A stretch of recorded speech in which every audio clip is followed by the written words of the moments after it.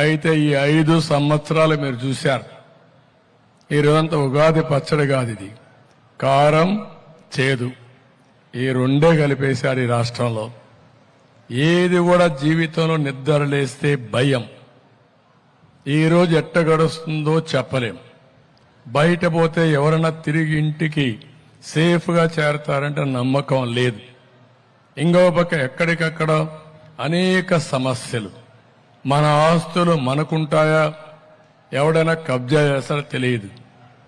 40-50 సంవత్సరాలుగా సంపాదించిన ఆస్తి, ఒక ఇండస్ట్రీ కావచ్చు, ఒక వ్యాపార సంస్థ కావచ్చు, ఒక భూమి కావచ్చు, ఒక ఇల్లు కావచ్చు, దానికి కూడా సేఫ్టీ లేని పరిస్థితికి వచ్చేసాం.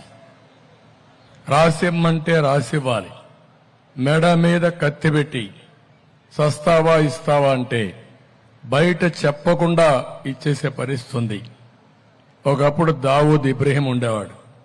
ఎక్కడున్నాడో ఎవరికీ తెలియదు.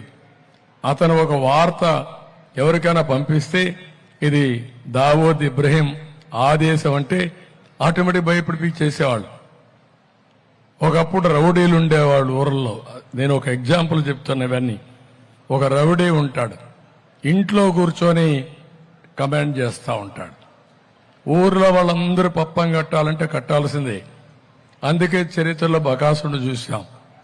బకాసురుడు చూస్తే గ్రామస్తులు మనుగడ సాధించడం కోసం అతనితో రాజీపడి రోజుకు ఒక ఇంట్లో ఒక మనిషిని, 2 ఎద్దులు, ఒక బండి తిండి పంపిస్తే అది తిని మొత్తం గడిపేవాడు.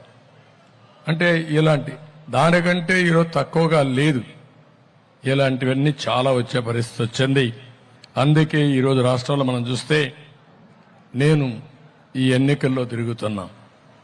ఎన్నికల్లో తిరుగుతా ఉంటే ఎక్కడ చూసినా ఒక అశాంతి, అభద్రతాభావం, ఒక ఆవేశం, ఒక ఫ్రస్ట్రేషన్ చాలా స్పష్టంగా కనపడే పరిస్థితి వచ్చింది.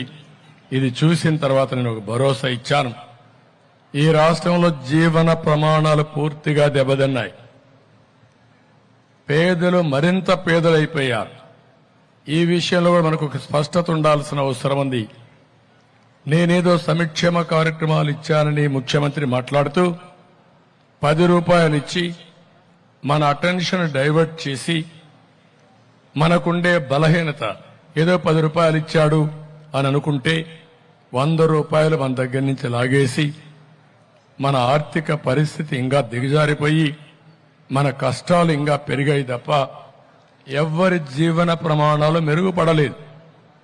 పేదవాళ్లు అప్పుల పాలైపోయారు.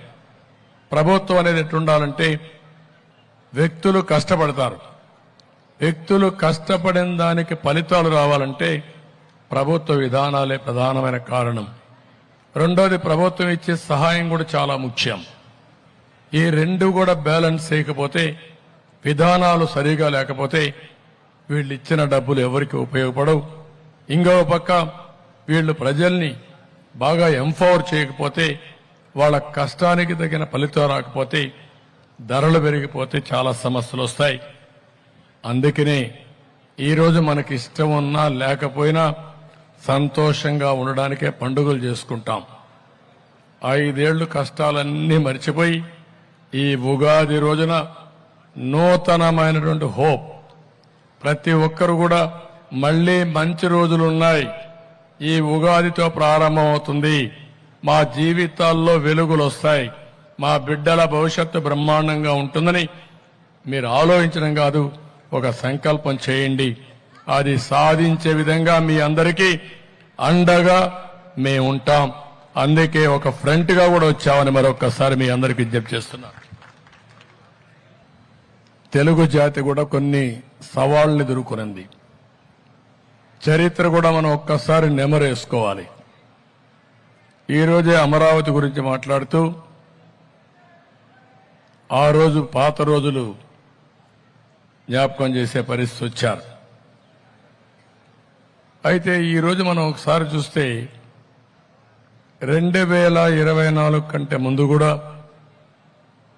తెలుగు జాతిని నడిపించడానికి అనేక కార్యక్రమాలు తీసుకున్నారు. చాలా మంది పెద్దలు గాని, మన రాష్ట్ర ముఖ్యమంత్రులు గాని ఎన్నో కార్యక్రమాలు తీసుకున్నారు.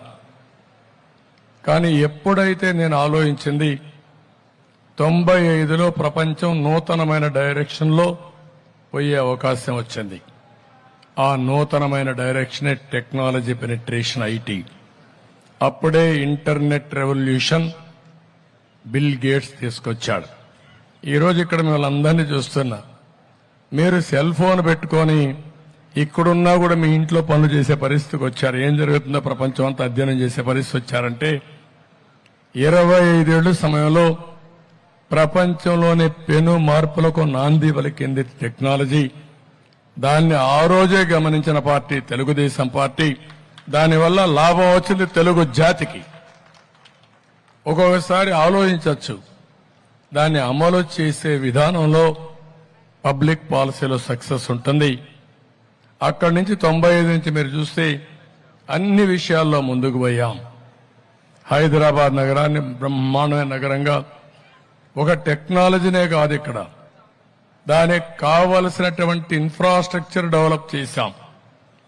ఒక ఎయిర్పోర్ట్, ఒక ఔటర్ రింగ్ రోడ్, లేకపోతే నీళ్లు, కరెంటు, ఏది కావాలని అన్ని చేస్తే ఈరోజు ఒక మహానగరంగా రూపొందించి ఈరోజు తెలంగాణకు ఆదాయం పెంచి నెంబర్ 1 స్టేట్ గా తయారయ్యేదానికి రూపకల్పన చేసింది తెలుగుదేశం పార్టీ అని చెప్పి కూడా నేను మీకు తెలియజేస్తున్నా.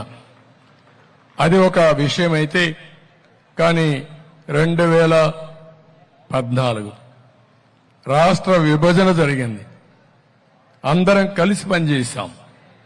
కానీ రాష్ట్ర విభజన జరిగినప్పుడు హైదరాబాద్ నగరం, ఎందుకంటే తెలంగాణ మధ్యలో ఉంది, తెలంగాణకి వెళ్ళింది. అక్కడి నుంచి మనం వచ్చాం. కానీ ఆ రోజు కాంగ్రెస్ పార్టీ విభజన చేసింది, అధైర్యపడ్డాం. ఒకసారి మనం గుర్తుపెట్టుకోవాలి, పెన్షన్లు కూడా ఇవ్వగలుగుతామా లేదా అని ఆలోచించే సమయంలో నేను ఒకటే చెప్పాను. ఆ రోజు హైదరాబాద్ కోసం కష్టపడ్డాం. మళ్లీ అమరావతి లాంటి నగరాన్ని అభివృద్ధి చేసి హైదరాబాదుకు సమానంగా అవసరమైతే మిన్నగా తయారు చేసే బాధ్యత మనం తీసుకుంటామని చెప్పి ముందుకు పోయాం. రూపకల్పన చేశాం. బ్రహ్మాండంగా ముందుకు పోయింది. పోలవరం తీసుకొచ్చాం. 72% పూర్తి చేశాం. నదుల అనుసంధానానికి శ్రీకారం చుట్టి ప్రతి ఒక్క ఎకరాకు నీళ్లు ఇవ్వాలనుకున్నాం. ప్రపంచమంతా తిరిగి మీరు ఒక్కసారి చూస్తే 16 లక్షల కోట్ల రూపాయలు విలువ చేసి ఎంఓయూలు చేశాం. అందులో కూడా 7-8 లక్షల మందికి ఉద్యోగాలు వచ్చాయి. 7-8 లక్షల కోట్ల రూపాయలు ఖర్చు పెట్టి మొత్తం పెట్టుబడులు వచ్చాయి, అన్ని వచ్చాయి. ఆ రోజు ఇంకొక పక్క మీరు ఒకసారి చూస్తే సంక్షేమానికి నేను ఎప్పుడూ చెప్తున్నాను, అభివృద్ధి చేయడమే కాదు, సంపద సృష్టించడమే కాదు, ఆ సంపద ప్రజలకు చేరవేసినప్పుడే దీనికి సార్థకత ఉందని చెప్పిన వ్యక్తిని తెలుగుదేశం పార్టీ సిద్ధాంతమే అది. ఆ సిద్ధాంత ప్రకారం పనిచేశాం.